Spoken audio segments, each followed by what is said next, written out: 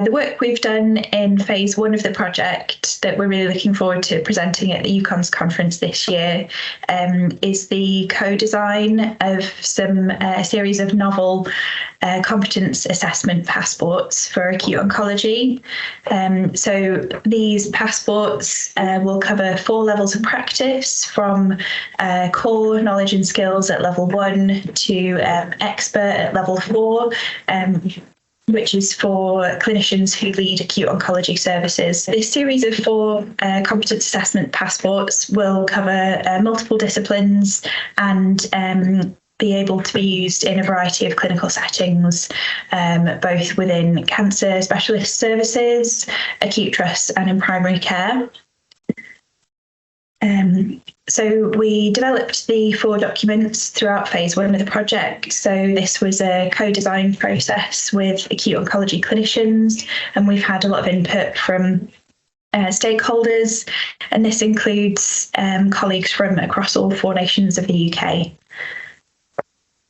We had a reiterative design process where we took draft passports to stakeholder workshops, and with their input developed draft versions, which we're now piloting in phase 2. So what we're currently working on in phase 2 includes 3 main work streams. So the first work stream of the evaluation phase of this project is data from learners and assessors in practice.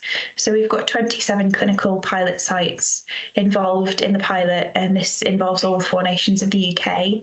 And for phase So for the second work stream, we're collecting some clinical data, and we want to see if there's any impact on standardizing education through the competence passports.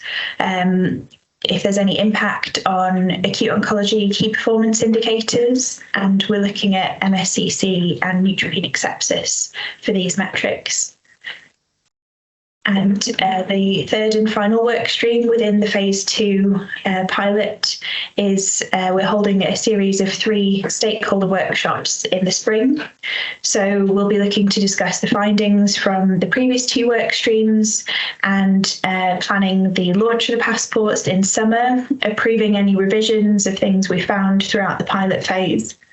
And we want to just really consider how we can embed these in practice, so that going forwards, we're keen that they don't just sit on the shelf, and they'll hopefully provide benefit in clinical practice for standardizing acute oncology assessment.